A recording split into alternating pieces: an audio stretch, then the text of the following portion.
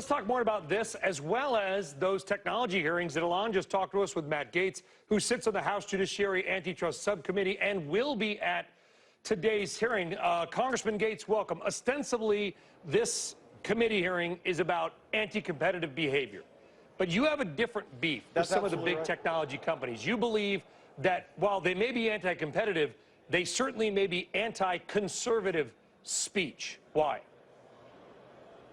Well, I was shadow banned by Twitter, and I was given no explanation for why, and also no real insight into what other activities social media companies may be doing to silence conservatives. There were 4 members of Congress that received this treatment from Twitter. It was myself, Jim Jordan, Mark Meadows, and Devin Nunes were 4 of the most outspoken supporters of the president. But I don't want to focus on what divides Republicans and Democrats on this issue. What's far more important is that you see a real meeting of the minds with left-wing and right-wing populists. David Cicilline is right that this is a long overdue investigation, and we ought to use the antitrust tools of the government, but also our regulatory powers for transparency to see what is going on behind the curtain with big tech. So what are you willing to do about it? What can you do about it, Congressman? Well, one thing we could do is repeal Section 230 of the Communication Decency Act. Right now, technology companies enjoy special immunities that even local newspapers, even your television network, doesn't enjoy in terms of their responsibility for content. They enjoy those protections because they hold themselves out as unbiased and neutral platforms. But if they aren't willing to demonstrate that they in fact are unbiased and neutral, I think we should repeal that section of law. You think there's any chance of that happening?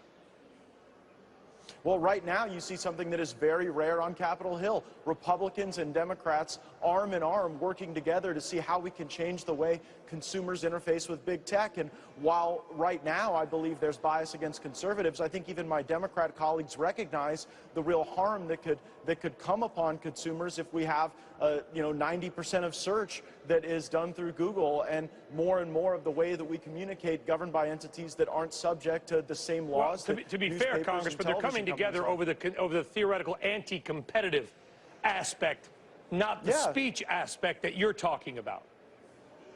But they're interrelated, because if someone has such a monopoly, if a company or a small group of companies can formulate and create the 4 corners of debate in this country, that should be concerning to liberals and conservatives and everyone in the middle alike, because it is too much power in the hands of people who aren't accountable really to anyone other than their shareholders. But what obligation does Twitter, for example, or Facebook have to do that? If you don't, yes, most Twitter users identify as younger and more liberal. That's well known. So if you don't want to have that sort of bent, don't go on Twitter. The leading TV news channel in the country, Congressman, leans conservative.